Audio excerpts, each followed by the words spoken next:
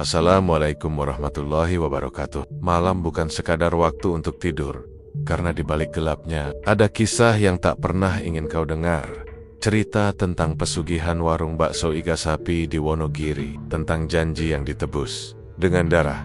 Selamat datang di channel Nanti Malam, tempat di mana suara dari dunia lain mulai terdengar. Pagi itu, kabut masih menggantung tipis di atas perbukitan Wonogiri. Jalanan kampung tampak lengang, hanya suara ayam jantan dan gerobak sayur yang sesekali lewat memecah keheningan. Di salah satu sudut jalan desa, berdiri sebuah warung sederhana dari kayu dan seng. Di depannya, terpampang spanduk lusuh bertuliskan, "Bakso iga sapi Buah Hatin, gurihnya sampai ke tulang." Buah Hatin, perempuan berusia 45 tahun, duduk di kursi plastik sambil mengipas arang. Wajahnya lelah, kerut di dahinya, makin dalam setiap hari. Meski sudah bertahan-tahan berjualan bakso iga, hasil yang didapat tak pernah cukup untuk menutupi kebutuhan rumah tangganya.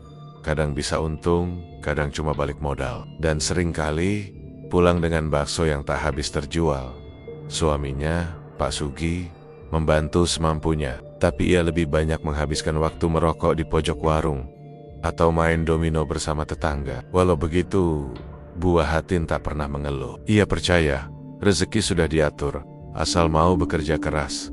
Namun satu hal yang mengusik hati Buah Hatin. Setiap hari, warung bakso Mbak Feby yang hanya berjarak 200 meter dari tempatnya.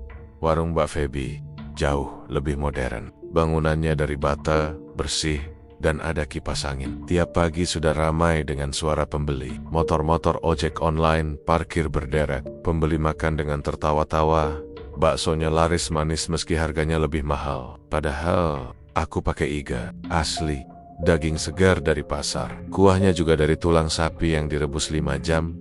Gumam Buah Hatin sambil menatap warung Mbak Feby dari kejauhan. Tapi kenapa sepi terus? Hari itu hanya ada 2 pembeli yang datang. Seorang bapak tua dan 1 anak SMA yang tampak lebih banyak main HP daripada makan. Sisa bakso dibiarkan menggantung di panci. Aroma kaldu pun terasa hambar, seakan kehilangan semangat. Malamnya, saat warung sudah tutup dan lampu dimatikan, Buah Hatin duduk termenung di ruang tengah rumahnya. Ia memandangi foto keluarga kecil mereka, ia, Pak Sugi, dan anak semata wayangnya, Angga, yang kini berumur 17 tahun dan duduk di bangku kelas 2 SMA. "Bu, makan yuk. Tadi baksonya sisa ya?" tanya Angga dengan polos. Buah Hatin tersenyum paksa. "Iya nak, nanti ibu panasin ya, kamu makan duluan aja." Namun dalam hatinya, ia menjerit. Berapa lama lagi harus begini? Ia sudah lelah terus-menerus merasa kalah. Ia sudah capek mendengar bisik-bisik tetangga tentang Mbak Feby yang beruntung dan rezekinya ngalir terus. Bahkan ada yang bilang Mbak Feby siring ke tempat orang pintar di luar kota. Sampai malam makin larut dan suara jangkrik terdengar semakin nyaring. Buah Hatin belum juga tidur. Ia berdiri di dapur, memandangi panci bakso yang masih tersisa. Dalam kegelapan, ia merasa ada sesuatu yang aneh. Angin dingin berembus dari jendela yang tertutup, dan entah mengapa, ia merasa ada yang mengawasinya dari pojok ruangan. Malam itu, Buah Hatin belum tahu bahwa hidupnya akan berubah, bahwa rasa iri dan keputusasaan akan membawanya ke jalan paling kelam, jalan pesugihan. Dan semua itu dimulai dari satu pertanyaan yang terus bergema di hatinya. Apa gunanya kerja keras kalau tetap kalah? Sudah 3 hari berlalu sejak Buah Hatin termenung di dapurnya malam itu. Sejak itu pula, pikirannya terus dipenuhi oleh bayang-bayang warung Mbak Feby yang makin ramai. Setiap kali melewati depan warung pesaingnya itu, ia merasa seperti ditampar. Orang-orang datang silih berganti, bahkan sampai rela antre di pinggir jalan. Padahal rasanya menurut Buah Hatin biasa saja. "Ibu, sabar ya, mungkin nanti warung kita juga ramai lagi. Kan sekarang musim hujan, orang jadi malas keluar," ucap Angga suatu pagi. Mencoba menghibur sang ibu yang tengah mengaduk kuah kaldu dengan wajah murung, Buah Hatin hanya mengangguk. Senyum tipis yang dipaksakan itu tak mampu menyembunyikan kecewa di balik matanya. Ia mulai merasa ada yang tidak beres, bukan hanya karena warungnya sepi, tapi karena hidupnya seperti terhenti, seolah-olah semesta tak lagi berpihak padanya. Sore itu, saat hujan baru reda dan langit mulai menguning, Bu Wahatin duduk di kursi plastik depan warung sambil menatap genangan air di jalan. Pak Sugi, yang baru saja pulang dari tempat temannya bermain kartu, menghampiri istrinya dan menyalakan rokok. "Kamu ini mikir apa sih tiap hari? Bengong mulu. Rezeki udah ada yang ngatur, kata orang," ujar Pak Sugi santai sambil mengepulkan asap. "Yang ngatur iya, tapi orang juga harus usaha." "Lah, kita udah usaha, tapi makin hari makin susah. Lihat itu warung Mbak Feby, kayak nggak ada matinya," gumam Bu Wahatin pelan, nadanya getir. Pak Sugi tak menjawab. Ia hanya menatap kosong ke arah warung Mbak Feby. Di matanya ada rasa penasaran yang sama. Ia tahu istrinya bekerja keras, bangun paling pagi dan tidur paling malam. Tapi hasilnya tak sebanding. Beberapa hari berikutnya, gosip mulai merebak. Salah satu tetangga yang pulang dari pasar mengatakan kalau Mbak Feby sering pergi ke dusun sebelah, ke rumah seorang orang pintar bernama Mbah Somo. Konon, Mbah Somo bisa membantu usaha jadi laris lewat pengelarisan khusus asal ada harga yang dibayar. Orang-orang bilang dia pakai ludah pocong buat bikin kuahnya jadi sakti, bisik Bu Sarmini, tetangga sebelah warung. "Ludah pocong?" Bu Wahatin mengulang dengan dahi berkerut. "Iya, bukan yang kita lihat di film-film. Ini katanya ritual beneran, dan harus ada tumbalnya juga. Tapi nggak selalu langsung, kadang bisa ditunda. Tapi tetap harus ada yang dikorbankan," sambung Bu Sarmini sambil menunduk, seperti takut ucapannya kedengaran makhluk tak kasat mata. Sejak hari itu, Bu Wahatin mulai gelis. Kata-kata ludah pocong, pengelarisan, dan tumbal seperti terus berputar-putar di kepalanya. Ia tak bisa tidur nyenyak. Mimpi-mimpinya dipenuhi bayangan sosok berbalut kain kafan, berdiri diam di sudut dapur, menjilat sisa kuah dari sendok yang biasa ia pakai. Dan malam itu, saat gerimis membasahi genting rumah, Bu Wahatin kembali duduk di dapur seorang diri. Di hadapannya, panci kaldu yang masih mengepul meski tidak lagi dipanaskan. Tiba-tiba, dari arah belakang dapur, terdengar bisikan aneh, suara lirih dan serak, seperti dari tenggorokan yang tak punya daging. "Kalau ingin ramai, kalawin, warungmu penuh. Ikuti jalan yang lain." Bu Wahatin membalikan badan cepat, jantungnya berdetak kencang, tapi tak ada siapapun. Hanya bayangan dirinya sendiri di kaca dapur yang buram. Ia menatap dirinya yang kusam, lusuh, dan terlihat kalah. "Kamu mau terus jadi orang gagal, Tin? Lihat anakmu. Masa depannya bisa kamu tolong kalau kamu mau ambil kesempatan ini." Bisikan itu muncul lagi. Kali ini seperti dari dalam pikirannya sendiri. Ia menggigit bibir, matanya berkokek-kokah. Dalam keheningan malam, Bu Wahatin membuat keputusan yang akan mengubah segalanya. Ia menoleh ke arah kamar Angga yang sedang tertidur, lalu ke arah ruang tamu tempat Pak Sugi terlelap sambil memeluk bantal, dan dengan napas berat, ia berbisik lirih, "Kalau ini satu-satunya jalan, aku siap."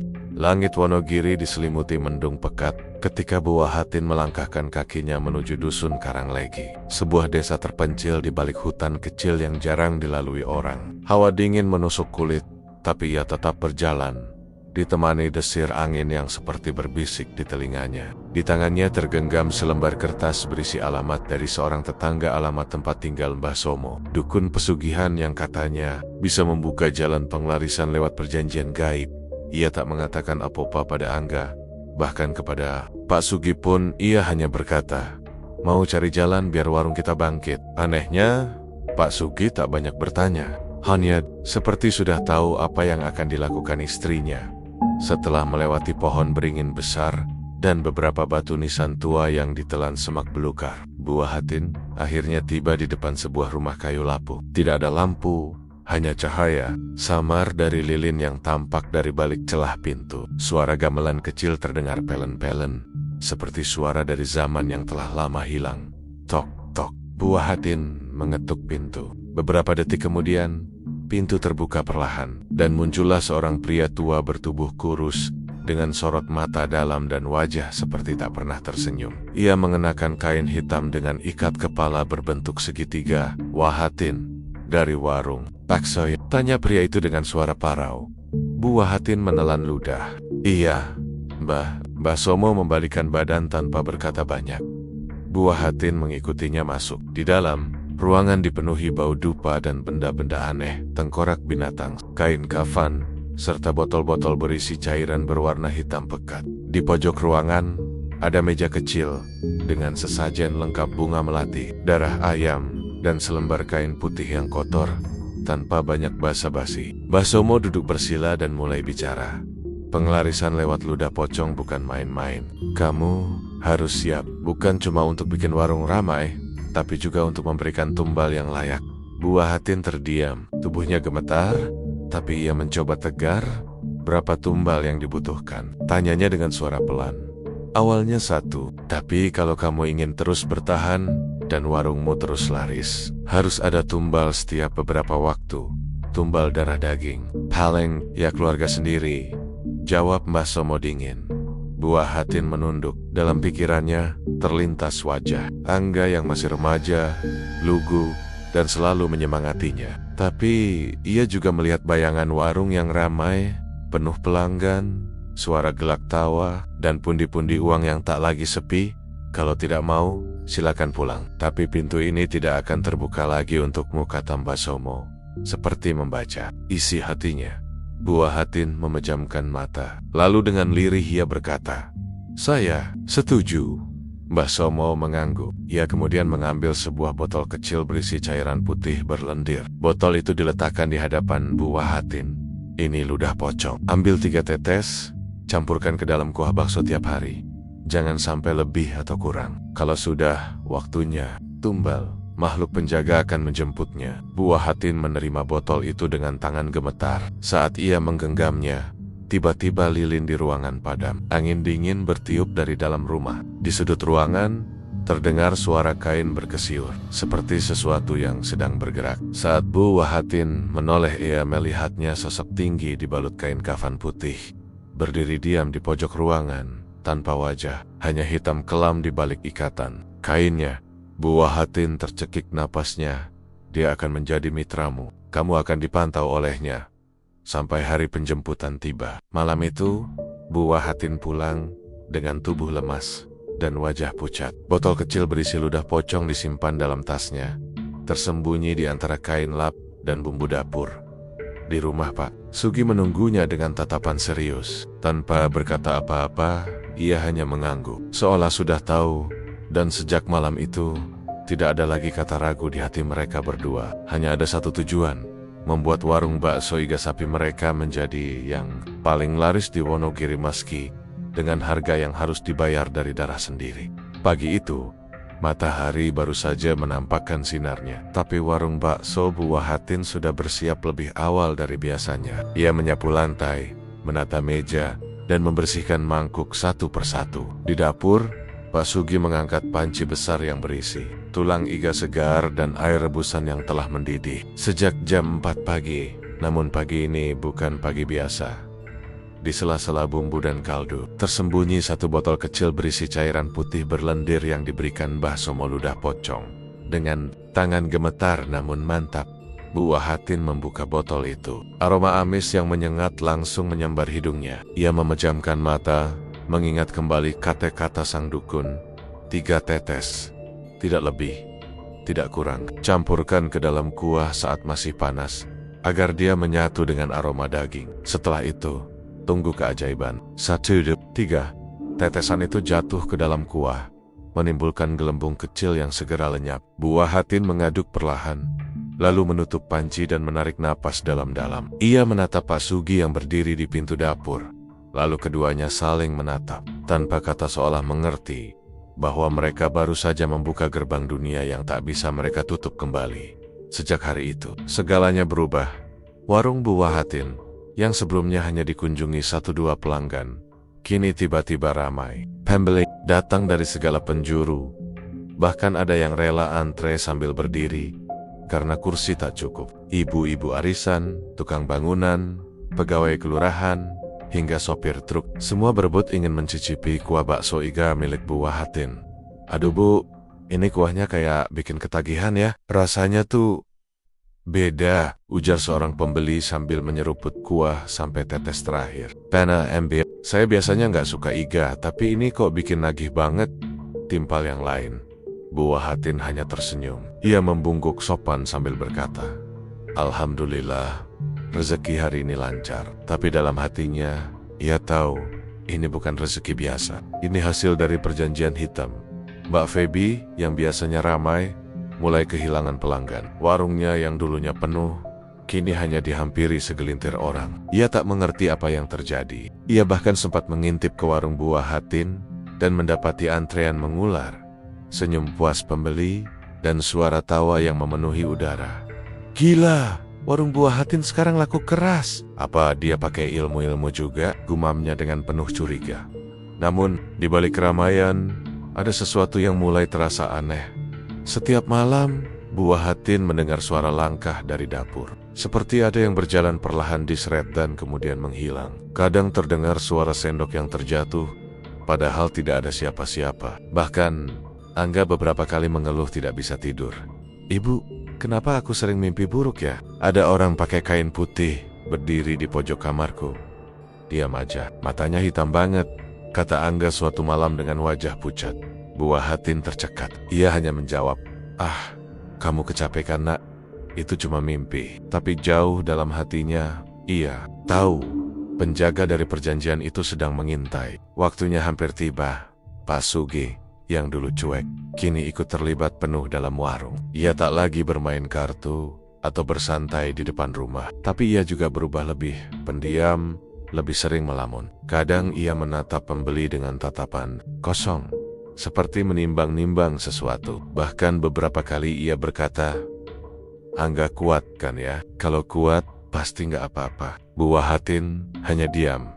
Malam itu, saat semua pelanggan sudah pulang dan mereka sedang membereskan warung, Buah Hatin duduk di bangku kayu sambil menatap panci besar yang telah kosong. Ia membisikkan doa pelan, lalu menatap langit malam dari celah atap seng. "Ya Allah, aku melakukan ini demi keluarga, demi warung ini, demi masa depan anakku." Tapi kata-katanya sendiri terdengar palsu, karena jauh dalam lubuk hatinya, ia tahu ia sudah menjual masa depan itu. Sejak warung bakso Buah Hatin meledak menjadi warung paling ramai di Wonogiri. Suasana rumah mereka tidak lagi sama di siang hari. Senyum dan tawa pelanggan membanjiri warung. Kuah bakso iga yang gurih, aroma bawang goreng yang menggoda, dan potongan iga empuk yang lepas dari tulangnya membuat siapapun ketagihan. Mereka datang, duduk, makan, lalu kembali lagi esok harinya. Namun ketika malam tiba, semua kebahagiaan itu berubah menjadi beang-beong muram yang menyelimuti rumah kecil keluarga Buah Hatin. Angga, anak semata wayang mereka yang selama ini ceria dan sehat, mulai menunjukkan perubahan. Tubuhnya sering lemas tanpa sebab, wajahnya pucat, matanya seperti tenggelam ke dalam. Ia sering mengurung diri di kamar, menolak makan, dan tak lagi pergi ke sekolah. Suatu malam, Buah Hatin masuk ke kamar Angga karena mendengar anaknya menangis pelan. Di dalam kamar yang redup, Angga duduk di sudut, membelakangi ibunya. "Angga, kamu kenapa nak?" tanya Buah Hatin perlahan, mencoba mendekat. Angga tak menjawab. Tubuhnya hanya sedikit berguncang ketika Buah Hatin menyentuh bahunya dan memutarnya perlahan. Angga menatapnya dengan mata merah berair dan berkata dengan suara serak, "Ibu, kenapa aku lihat pocong berdiri di depan pintu setiap malam?" Dia cuma diam, matanya ngeliatin aku. Aku nggak bisa tidur. "Dek." Buah Hatin mundur setapak. Lututnya terasa lemas. Malam itu, ia tak bisa tidur. Ia duduk di depan dapur, menatap panci kosong, dan menggenggam botol kecil berisi sisa ludah pocong yang tinggal beberapa tetes. Pak Sugi datang, duduk di sampingnya, dan menyalakan rokok. Dia udah mulai diganggu, gumam Pak Sugi pelan. "Dia masih anak-anak, Syuk, aku nggak tega," bisik Buah Hatin dengan suara bergetar. Pak Sugi menoleh, tatapannya kosong, tapi nadanya dingin. "Ini pilihan kita, Tin. Kita yang mulai." Dia cuma jadi bagian dari kesepakatan. Buah Hatin terdiam, air matanya jatuh perlahan. Dulu ia pikir ia kuat, tapi melihat anaknya sendiri perlahan mengering seperti bunga layu, hatinya retak sedikit demi sedikit. Beberapa hari kemudian, sebuah kejadian menggegerkan warga. Siang itu, saat warung sedang ramai, Angga tiba-tiba muncul di depan pelanggan. Ia hanya mengenakan kaos tipis dan celana tidur. Wajahnya pucat, tubuhnya kurus, dan matanya kosong seperti mayat hidup. Ia berjalan pelan ke tengah warung, lalu berdiri diam di depan panci besar. Orang-orang berhenti makan. Semua mata tertuju padanya. Angga membuka mulutnya dan berteriak keras. "Ibu, jangan jual aku. Ibu, aku bukan tumbal." Panci jatuh. Peket. Semua pembeli histeris. Suasana warung mendadak kacau. Buah Hatin langsung berlari dan memeluk anaknya yang mulai gemetar seperti kejang. Tubuhnya panas seperti bara. Dari mulutnya mengalir darah hitam dan matanya memutih dalam. Sekejap, Angga pingsan di pelukan ibunya. Warga sekitar yang menyaksikan kejadian itu mulai bergunjing. Ada apa itu? Kesurupan? Anaknya kerasukan apa ya? Astagfirullah, kayaknya warung ini gak beres. Bisik-bisik itu seperti pisau yang menusuk telinga Buah Hatin. Ia dan Pak Sugi membawa Angga ke rumah. Tapi malam nia, Angga menggigil parah. Sedut, tubuhnya naik turun tak wajar, dan di kulitnya muncul bercak-bercak hitam. Ia terus mengigau dan menyebut satu kata berulang-ulang. "Jangan bawa aku, jangan bawa aku." Buah Hatin tak kuat lagi. Ia menangis di dapur, memohon pada Mbah Somo lewat doa yang dipanjatkan di dalam hati. Tapi tak ada jawaban, hanya keheningan yang menghantui rumah itu malam demi malam. Dan pada suatu dini hari, ketika ayam jantan belum berkokok dan kabut masih menyelimuti tanah, Angga menghembuskan napas terakhirnya dalam tidur yang penuh peluh. Dan luka tak kasat mata tubuhnya kaku, matanya terbuka, dan bibirnya membentuk senyum kecil. Seakan ia akhirnya bebas, Buah Hatin terduduk lemas di samping jenazah anaknya. Ia tak menangis, air matanya sudah habis. Pak Sugi hanya duduk diam di pojok ruangan, menatap kosong pada dinding. Mereka tahu, perjanjian itu telah mengambil bagian pertama dari mereka. Tumbal itu telah lunas, tapi harga yang dibayar terlalu mahal. Namun kisah ini belum selesai, karena ketika seseorang membuka gerbang pesugihan, maka pintunya tak bisa ditutup begitu saja. Sejak kepergian Angga, suasana rumah Buah Hatin berubah seperti rumah kosong, meski mereka masih tinggal di dalamnya. Tak ada lagi suara tawa anak remaja yang menyemangati ibunya saat pagi tiba. Tak ada lagi suara sandal diseret Angga saat keluar. Dari kamar tak ada pertanyaan. "Bu, makan apa hari ini?" Hanya ada sunyi. Sunyi yang menggantung di langit-langit. Sunyi yang berbisik dari celah pintu. Sunyi yang menyayat dari dalam hati. Pemakaman Angga berlangsung singkat. Warga datang, sebagian karena bela sungkawa, sebagian lagi karena rasa penasaran. Isu tentang kesurupan dan jeritan Angga di warung menyebar ke seluruh kampung, seperti api menjalar ke ilalang kering. Banyak yang datang hanya untuk melihat wajah terakhir anak itu, memastikan cerita yang beredar benar adanya. Setelah itu, warung Buah Hatin tutup selama 3 hari. Namun anehnya, saat dibuka kembali pada hari keempat, pembeli kembali berdatangan seolah tidak pernah terjadi apa-apa. Bahkan lebih ramai dari sebelumnya. Entah mengapa, rasa baksonya justru semakin kuat, semakin membuat ketagihan. Sekarang lebih mantap ya, ada rasa. Susah dijelasin, tapi bikin pengen nambah terus, ucap seorang pelanggan sambil menyeka keringat. Buah Hatin hanya tersenyum samar, senyum hampa. Tangannya menyendok bakso tanpa gairah. Sejak Angga meninggal, tubuhnya seperti berjalan otomatis. Hatinya kosong, tapi ia terus buka warung, karena ia tahu ia harus. Namun sejak malam itu, mimpi-mimpi buruk mulai datang. Setiap Buah Hatin tertidur, ia melihat Angga duduk di pojok kamarnya. Tubuh anak itu kurus, kulitnya pucat kebiruan, dan matanya menatap tanpa berkedip. "Kadang Angga," berkata pelan, "kenapa ibu pilih uang daripada aku?" Kadang hanya diam dan menitikkan air mata. Suatu malam, Buah Hatin terbangun karena mendengar suara langkah di atas genteng. Ia pikir itu tikus, tapi kemudian terdengar suara lain, suara sendok mengaduk mangkuk dari dapur. Padahal tidak ada siapapun yang makan malam itu. Perlahan ia bangkit, menyalakan senter, dan melangkah menuju dapur. Ketika ia sampai di sana, lampu berkelip sesaat, dan ia melihatnya. Sosok pocong berdiri di dekat meja makan, menjilat sisa kuah dari sendok yang masih basah. Wajahnya hancur, matanya hitam penuh lubang, dan mulutnya bergumam pelan, "Sudah lunas satu." Tapi kesepakatan belum selesai. Buah Hatin terjatuh, tubuhnya menggigil. Napasnya terengah, tapi ketika ia kembali berdiri, sosok itu menghilang. Hanya suara air yang menetes dari keran dan bau amis menusuk hidung. Sementara itu, Pak Sugi makin hari makin aneh. Ia mulai jarang bicara. Kadang ia duduk di kursi depan rumah sambil berbicara dengan udara kosong. Kadang ia tertawa pelan sambil memainkan mangkuk bekas makan Angga. Angga tuh nggak pergi, Tin. Dia masih di sini. Bantu kita jualan tuh. Lihat warung makin rame kan? Katanya suatu sore dengan nada datar. Buah Hatin meremas ujung kainnya. Matanya memerah. Angga udah mati, Syuk. Dia udah nggak di sini. Yang bantu kita sekarang bukan Angga, tapi sesuatu yang kita panggil. Pak Sugi menatap kosong ke arah jalan. Lagian kamu yang ajak aku ikut ini semua. Kamu yang bilang kita harus kaya. Sekarang kenapa malah nangis? Ujarnya sambil terkekeh. Malam berikutnya, teror tak berhenti.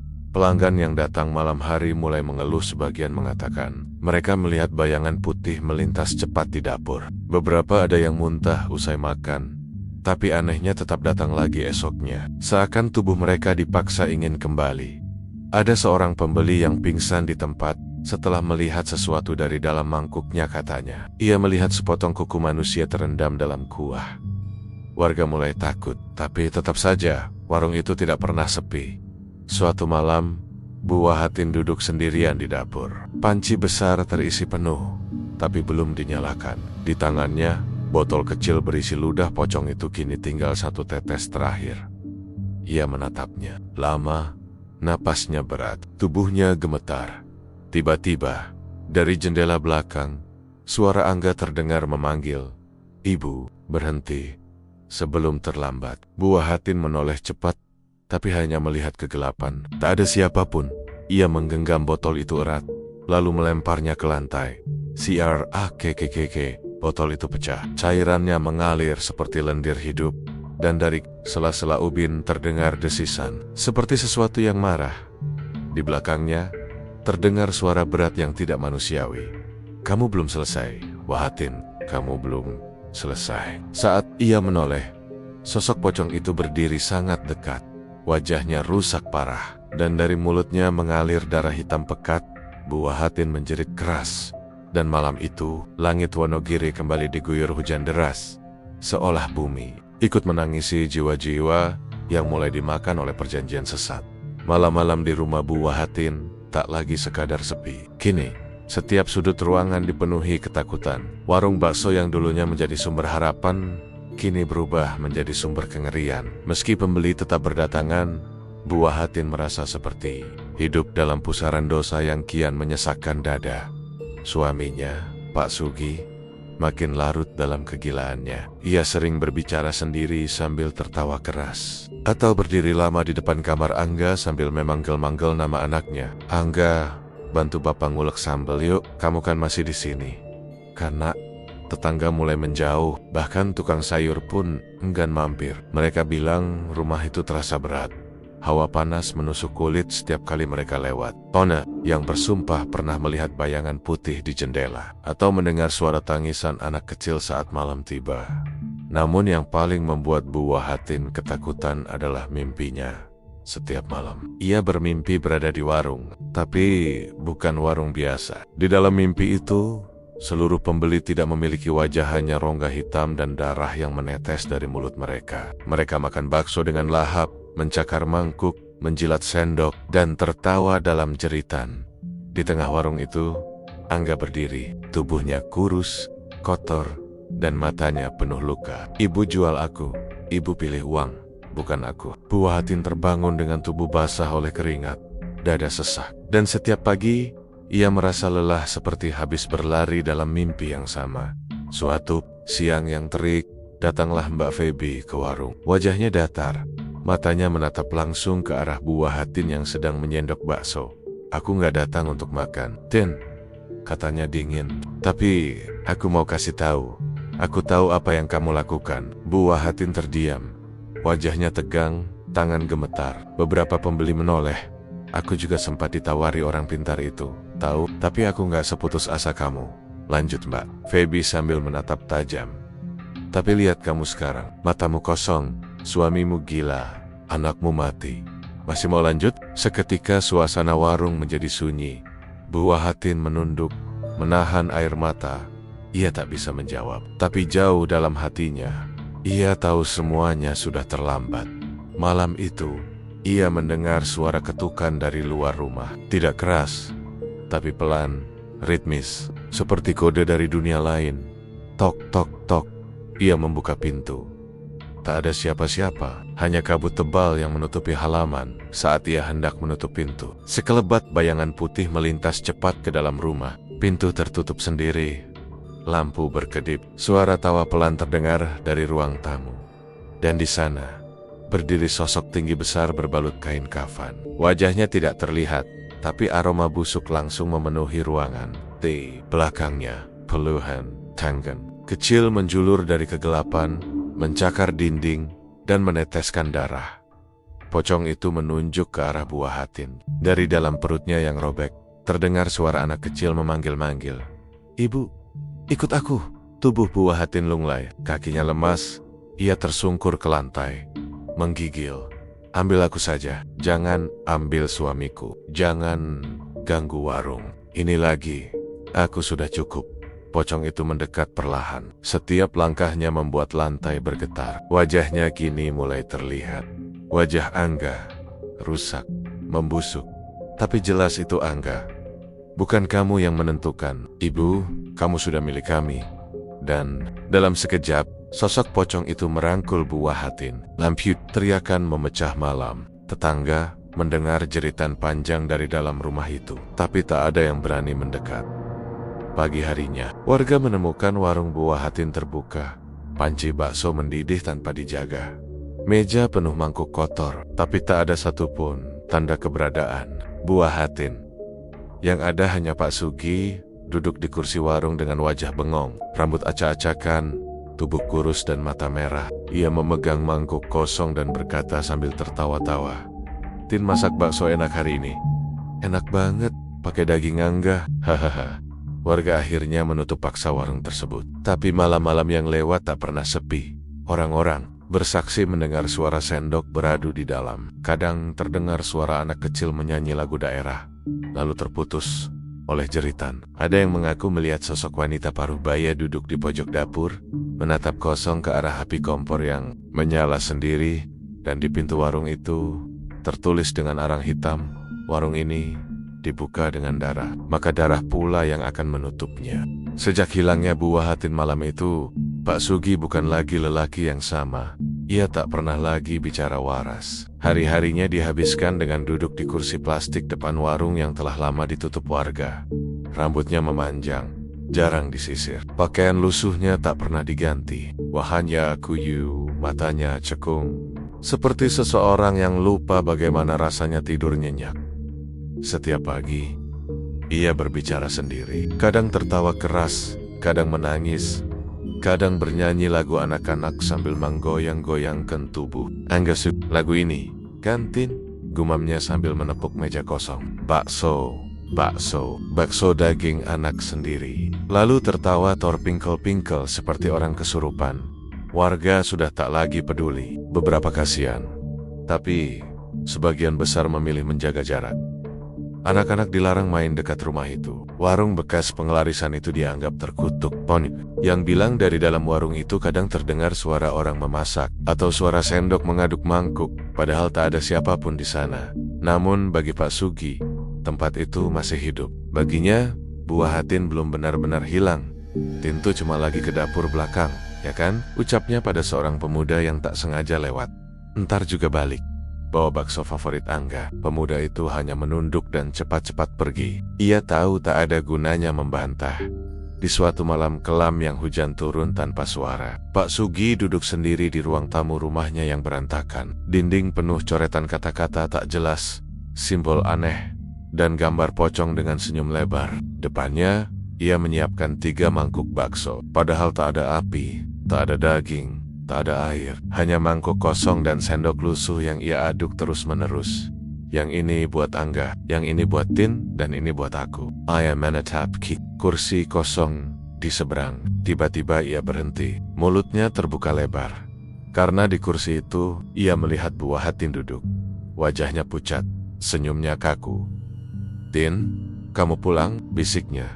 Bu Wahatin tak menjawab. Ia hanya duduk, memeluk Angga yang juga muncul dari kegelapan, berdiri di sampingnya. Tubuh Angga penuh luka, matanya hitam, dan tangannya menggenggam sendok yang meneteskan darah. "Kami pulang." "Syuk," bisik Bu Wahatin. Suaranya bergema dari arah yang tak masuk akal. "Ayo ikut kami, di sini nggak ada hutang." "Enggak ada." "Kesepakatan." Pak Sugi tertawa, air matanya menetes. "Akhirnya kita lengkap lagi ya, kita bertiga." Malam itu, suara tertawa terdengar dari rumah itu hingga ke jalan raya. Tetangga yang mendengarnya hanya bisa menutup pintu rapat-rapat, menyalakan ayat suci, dan berharap pagi cepat datang keesokan. Harinya, warga menemukannya tergeletak di lantai ruang tamu. Matanya terbuka, mulutnya tersenyum, tapi tubuhnya dingin dan kaku. Di sekelilingnya ada 3 mangkuk kosong yang mengeluarkan bau amis seperti darah busuk. Tak ada tanda-tanda kekerasan, tapi semua yang melihat tubuh Pak Sugi sepakat mengatakan satu hal. Wajahnya bukan wajah orang mati biasa, itu wajah orang yang sudah gila. Tapi akhirnya merasa lega. Warga menguburnya di samping kuburan Angga. Tapi setelah pemakaman itu, cerita-cerita aneh makin sering terdengar. Seorang pemulung bersumpah melihat seorang lelaki tua duduk di dalam warung tua itu tengah malam, menyendok bakso ke dalam mangkuk yang tak ada isinya. Seorang pedagang sayur yang lewat subuh-subuh mengaku melihat seorang wanita dengan celemek lusuh berdiri di dapur, memasak di atas kompor yang tak menyala. Dan yang paling mengerikan, beberapa warga yang bermimpi lewat depan rumah itu sering melihat satu keluarga kecil duduk bersama di meja panjang ibu, ayah, dan anak. Semuanya pucat, semuanya dayem, tapi semuanya tersenyum. Dengan gigi hitam, mata kosong, dan kuah bakso merah darah. Di mangkuk mereka, warung bakso Bu Wahatin di Wonogiri kini tinggal legenda kelam. Tidak ada yang berani membuka usaha di tempat itu lagi. Bahkan tanahnya pun tak laku dijual. Dan jika malam-malam kau melintas di depan rumah itu, kadang terdengar suara dari dalam. Lirih, seperti gumaman wanita.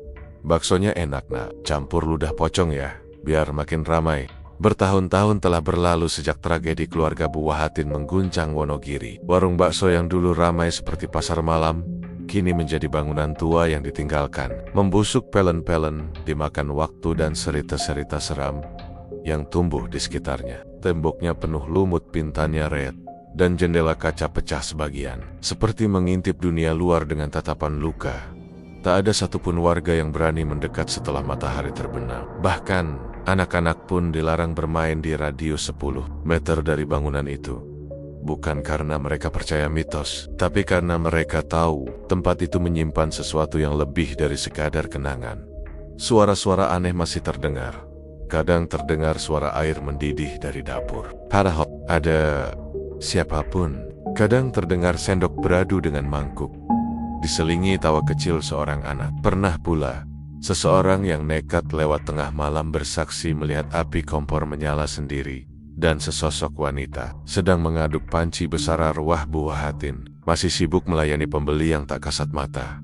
Tak sedikit orang luar yang datang, penasaran, YouTuber mistis, pemburu urban legend, atau mahasiswa yang membuat tugas akhir tentang tempat angker di Jawa Tengah. Beberapa dari mereka pulang membawa rekaman aneh, bayangan putih yang muncul sekilas, suara-suara tak terlihat, atau bahkan penampakan anak kecil menangis di pojok warung.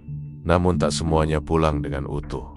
Ada seorang pemuda yang sejak pulang dari situ kehilangan akal sehatnya setiap malam berteriak, "Bakso daging manusia!" sambil menggigit jari sendiri hingga betak. Ada pula seorang wanita yang sejak menjejakkan kaki di dapur warung itu tak mau bicara lagi, mulutnya membisu, matanya kosong, seolah melihat sesuatu yang terlalu mengerikan untuk diceritakan.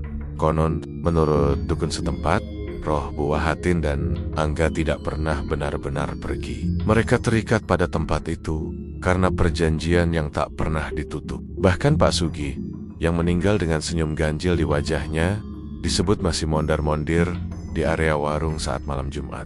Suatu malam, seorang pria tua yang dulu pernah menjadi pelanggan tetap warung itu duduk di angkringan sebelah pasar, dikerubungi anak-anak muda yang haus cerita. "Pak, beneran dulu warung itu pakai pesugihan ya?" tanya salah satu dari mereka. Pria tua itu menyeruput tehnya perlahan, matanya memandang ke kejauhan, seperti sedang menelusuri kembali lorong waktu. "Dulu, baksonya enak banget, rasanya kayak nyangkut di lidah," katanya pelan. "Tapi setelah tahu kisah di baliknya, aku nggak pernah bisa makan bakso lagi. Sampai sekarang." Mereka tertawa kecil, mengira si bapak hanya menggertak.